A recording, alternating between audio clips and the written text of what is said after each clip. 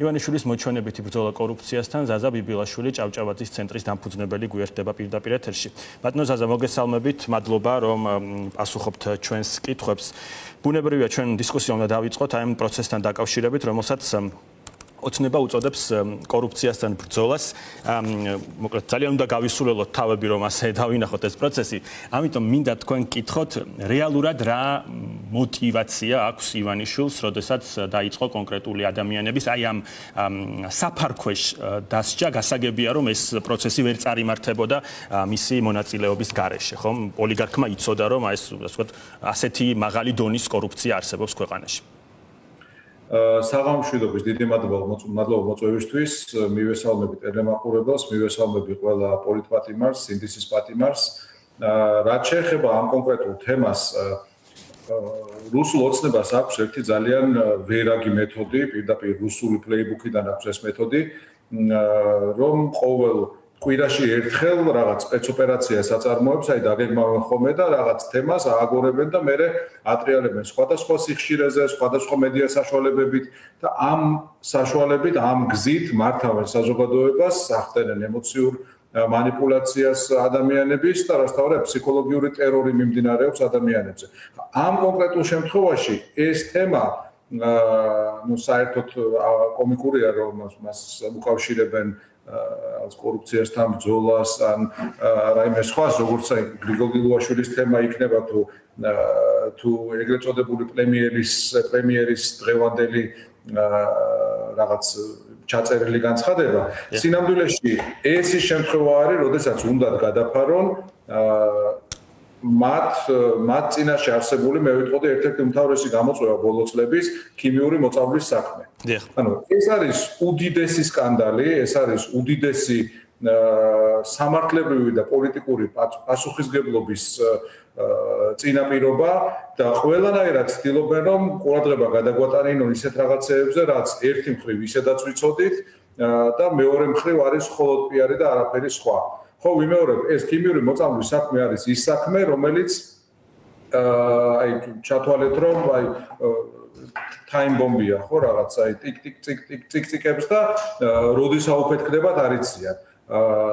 ეს თან არის ყველაზე უფრო სარწმუნო წყაროს მიერ გამოძიებული, საერთაშორისო არხებით გადაცემული და ამ თემას აქვს მსვლელობა. შესაბამისად, ყველანაირად ცდილობენ ყურადღება გადაგვატანინონ და რაღაც შიდა სპექტაკლებზე გვალაპარაკონ, რომელიც საბოლოო ჯამში დიდ სურათში ჩვენთვის არაფრის მთქმელი და არაფრის მომცემია, ხო?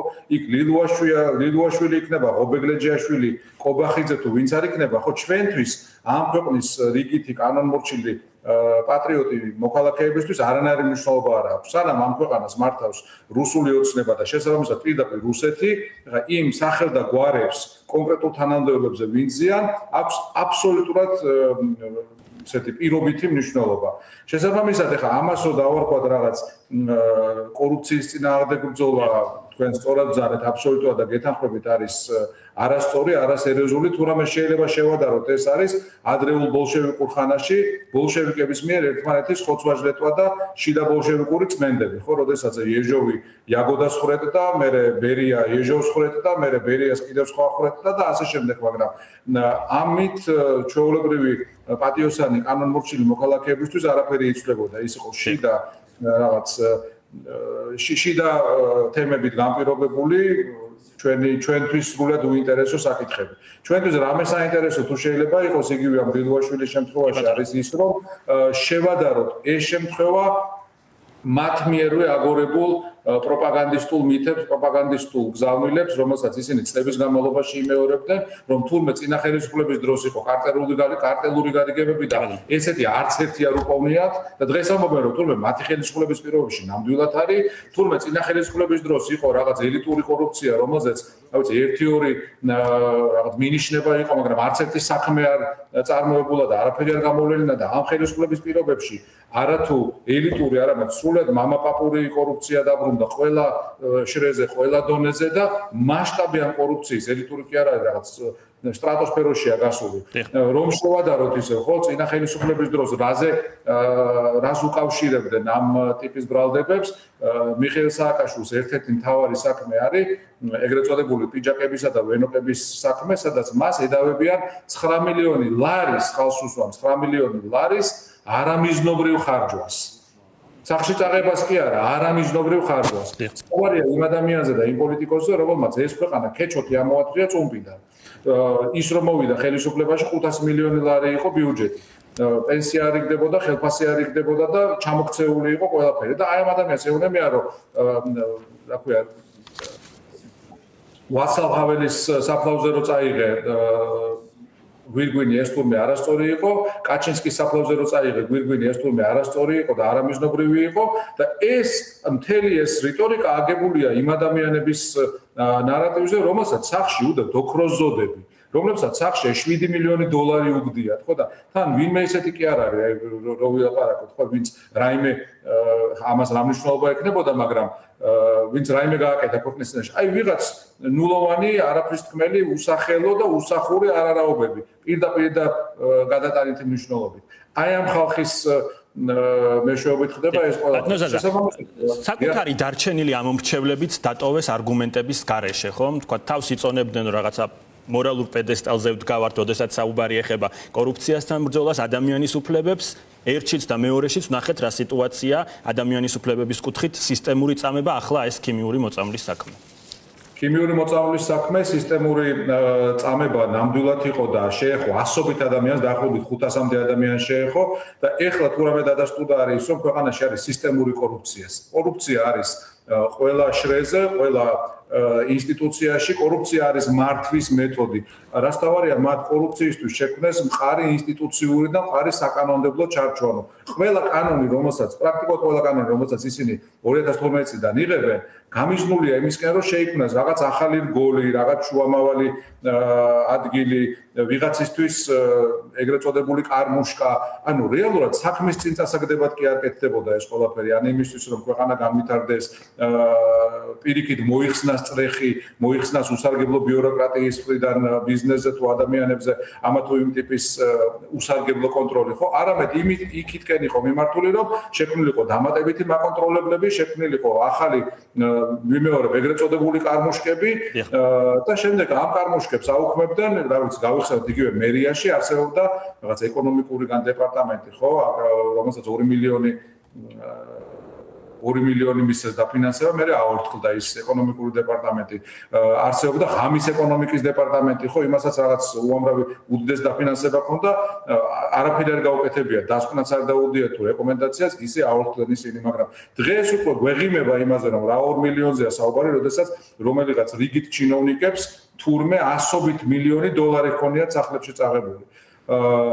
შესაბამისად, ახლა ერთი რამე რაც აქ უნდა გვახსოვდეს არის უბრალოდ ის, რომ შეიძლება რაღაც თვალსაზრისით დიახად ძალიან სასიამოვნო იყოს, როდესაც ყველა ჩვენი ნათქვამი სიტყვა მართლდება, როგორც კორუფციაზე, ასევე ადამიანის უფლებების თვალსაზრისით კატასტროფულ ვითარებაზე, რაც ამ რეჟიმმა შექმნა, მაგრამ პოლიტიკური თვალსაზრისით ეს ამ ეტაპზე არ ითარგმნება საქართველოს და ქართველი ხალხის ავტომატურ გამარჯვებაში. ხო, ეს არ არის ის, რომ დაუშვათ ხალხის ბრძოლის შედეგად მათ მოუწიათ რაღაცის გაკეთება. არა, ეს სამწუხაროდ არის შიდა ბოლშევიკური წმენდა.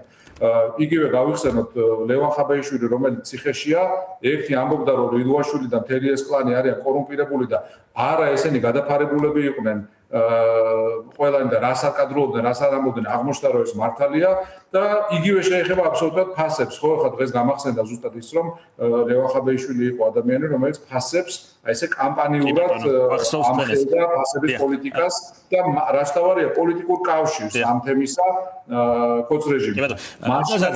ქიმიური მოწამვლის საქმე ერთადერთია, ვთქვათ, რაზეც ოცნება ასე რეაგირებს, იმიტომ რომ თქვენაც ახსენეთ ეს ახალი გზავნილი რეჟიმის მხრიდან, რომ თურმე ახლა გაიგეს, რომ საქართველოში მაღალი ფასებია. მანამდე ეს რაღაცა კამპანია ასევე ელიტური კორუფციის საქმეები. კიდევ რაზე შეიძლება რეაგირებდეს ოცნება აი ამ აქტივობით? ძალიან მტკივნეულად რეაგირებენ, რა თქმა უნდა და არ უნდა დავივიწყოთ, არც ერთი წამით არ უნდა დავივიწყოთ ეს ქიმიური მოწამვლის საქმე, ვინაიდან ეს არის ერთ-ერთი ის საქმე, რაზეც ისინი წაიტეხენ კისერს. კიდევ რაზე რეაგირებენ და რეაგირებენ იმაზე, რაც ყველაზე მეტად ტკივათ მათ რუსობაზე. ტკივათ ის, რომ ისინი არიან რუსები, რომ გამოვლინდა მათი მოღალატეობა, თავიდან მოღალატეობა და დღეს უკვე რუსობა, ხო, ანუ ღალატი შეიძლება ჩაიდინოს ქართველმა და ესენი უკვე იმ ეტაპზე არიან, როდესაც ისინი პოლიტიკურად ქართველები აღარ არიან. ისევე როგორც სტალინი და ორჯონიკიძე ეთნიკურად იყვნენ ქართველები, მაგრამ პოლიტიკურად ისინი იყვნენ რუსები. აი ზუსტად ამ ეტაპზე არიან დღევანდელი ქოცები, ოღონდ განსხვავებით ბოლშევიკებისგან მათი რიცხვი სამწუხაროდ უფრო დიდია დღევანდელ რეჟიმში. ამაზე რეაგირებენ და აქედან გამომდინარე, რომ შევხედოთ მათ პროპაგანდას, რასაც ვერ პასუხობენ, რასაც ვერ ისხლიტავენ, ცდილობენ რომ სარკისებულად შემოაბრუნონ და იმ პატრიოტებს დაუძახონ უსამშობლოები, რომლებიც სამშობლოს თავისუფლებისთვის იბრძვიან. იმ ახალგაზრდებს შეუბრუნონ მოღალატეობის სტიგმა, რომელიც სინამდვილეში მათნაირი მოღალატეებისგან იცავს ჩვენს აწყოს და მომავალს, ხო? ეს ტკივათ რუსეთის თემა, ვინაიდან ისინი თავიდან ბოლომდე არიან მიღმული რუსეთი, ჭიკლარი და ასრულებენ რუსულ დავალებებს, თვითონ არ იციან ძალიან ხშირად ის გზავნილი საიდან მოდის, ხო? რამდენიმე მიტინგი და აქცია გავიხსენოთ ახლა წლევანდელი და შარშანდელი, როდესაც მათი მაღალჩინოსნებიც კი და მე მგონია ერთ შემთხვევაში ივანიშვილზეც ეს ეჭვი მაქვს, რო კითხულობდა თვითონ არეჯერა ნეტა ეს ვინ დაწერაო, ხო, მაგათი ბოდიშის მოხდის მომენტში ერთი-ორჯერ წაბორძიკდა. განა იმიტომ რომ ეს მასთან რაიმე ფორმით შეუთავსებელია, მაგრამ ეთყობა ძალიან მკვეთრად მოხდა მესეჯ ბოქსის ცვლა და ის თვითონაც კი სავარაუდოდ არ იყო ამისთვის მზად და უბრალოდ დაუდეს, ჩაუწერეს და მანაც წაიკითხა როგორც ეს ევალება რუსეთის მეფის ნაცვალს საქართველოში. შესაბამისად ეს თემები ტკივა, ეს თემები არ უნდა გადავაფარინოთ, რაც შეეხება ამ ფასებს მაგალითად, ხო? ეხლა ვის ვატყუებინებ თავს, საქართველოში ყველა დიდი ბიზნესი არის მათ ხელში, ან კონტროლდება მათ მიერ. ხო და ფასი თუ მაღალია, ამაზე პრესკონფერენციები კი არ უნდა მოაწყონ და რაღაც პრეზენტაციები კი არ უნდა აკეთონ, არამედ პირველ რიგში ის სპეციალურად შექმნილი საკანონმდებლო ჭაობი უნდა მოაშორონ ამ ქვეყანას, რომელიც თვითონვე შექმნეს და რომელიც დიახ იწვევს ფასის ზრდას, როდესაც ამატებ უამრავ ბიუროკრატიულ ბარიერს, როდესაც უამრავ ახალ ბიზნეს დაპყრობას უქმნი ბიზნეს, ბუნებრივია ის სადღაც ამას აინაზღაურებს. მათ შორის შეიძლება რაღაც ნამატი კონდეს იმის გასათვალისწინებად, რომ ხო არ იცის ხვალდაზე რა ვითარებასთან მოუწევს შეხება. და ეს კომპანიები პარტიულ ყოლაბასაც ავსებენ და ეს არ არის ვიღაცის შეფასება, ვთქვათ, სტატისტიკა, ოფიციალური დოკუმენტები. რა თქმა უნდა, შესაბამისად ახლა ვისატყუებენ, შეიძლება ეს რაღაც შოუდადგან დროებით აი ამ თემის წინ წამოსაწევად და სხვა უფრო მნიშვნელოვანი თემების გადასაფარად და ცხადია ახლა აქ არაფერი არ შეიცვლება. ანუ საქართველოში შეიძლება რაღაც შეიცვალოს უკეთესობისკენ მხოლოდ თუ ამ რეჟიმს მოვიშორებთ, თორემ ამ პრესკონფერენციებით და ამ რაღაც საგამოძიებო კომისია დაავალა ახლა ხო პარლამენტს შექმენითო, ახლა მორიგი ცირკი დაიდგება საგაზაფხულო სესიაზე და ამით არ ვიცი ვიღაც გამოყვებავენ, ვინაიდან მათი არავის არ სჯერა, თვითონაც არ სჯერა ბუნებრივია ამის. კი ბატონო. და ბოლოს მინდა გკითხოთ, მათ შორის როგორც საერთაშორისო სამართლის სპეციალისტ, რადგან ქიმიური მოწამვლის საქმე რამდენჯერმე ახსენეთ, რა ბერკეტები არსებობს, როდესაც ვსაუბრობთ საერთაშორისო გამოძიებაზე და რამდენად გაქვთ მოლოდინი, რომ ამ ნაწილში სიახლეები იქნება მომდევნო პერიოდში? იმიტომ რომ ოცნებისგან გასაგებია რომ ისინი თქვათ არაპირებენ არც პარტნიორებთან თანამშრომლობას, ვინც მოგთხოვსო გადავცემთ დოკუმენტებსო ბოლოს რაღაც ასეთი თქვა ოცნების ლიდერების მხრიდან. რა დოკუმენტებს გადასცემენ, ანუ ელემენტარულად გავიხსენოთ ის ფაქტი, რომ ეს საქმე ჩაფარცხეს ზუსტად 4 თუ 5 დღეში. ამ 4 თუ 5 დღის განმავლობაში მათი მიზანი იყო, რომ ეთქვათ, რომ არაფერი არ მომხდარა და სინამდვილეში ეს იყო თითქოს საბოტაჟი და ვინც ამაზე ლაპარაკობდა, ისინი ებრძოდნენ ამ ქვეყანას და ამ 4 და 5 დღის განმავლობაში იმდენად მტკივნეული იყო ეს საქმე მათთვის, რომ ვერ მოახერხეს მესეჯ ბოქსის გამართვაც კი, ვინაიდან გამოვიდა. ჩემთვის თავარი რაც არის, ხო, გამოვიდა გომელაური, მათი შინაგან საქმეთა მინისტრი და აღიარა, რომ კი, ნამდვილად ასეთი ნივთიერება ჰქონდა, უბრალოდ შევიძინათ ადრეო წინა ხელისუფლების დროსო.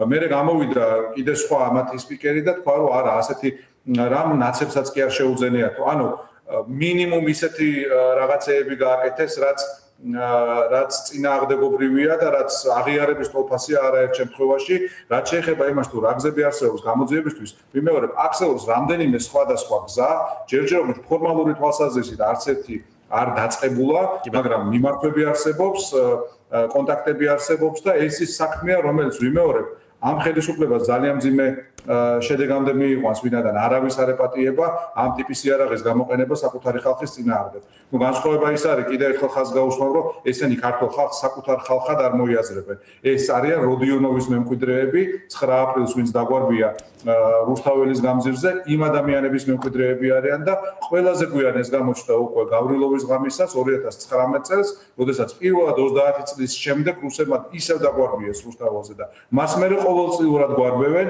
და ყოველწლიურად უფრო და უფრო აშკარა ხდება, რომ ეს უბრალოდ ევროპაში არ შესვლის კამპანია კი არ არის, ეს არის საქართველოს დამოუკიდებლობისა და თავისუფლების წართმევის ძალიან ვერაგი გეგმა, რომელიც ამ ეტაპზე თითქმის ბოლოს შეყავთ გაყვანილი ივანიშვილის რეჟიმის ამბსონებს.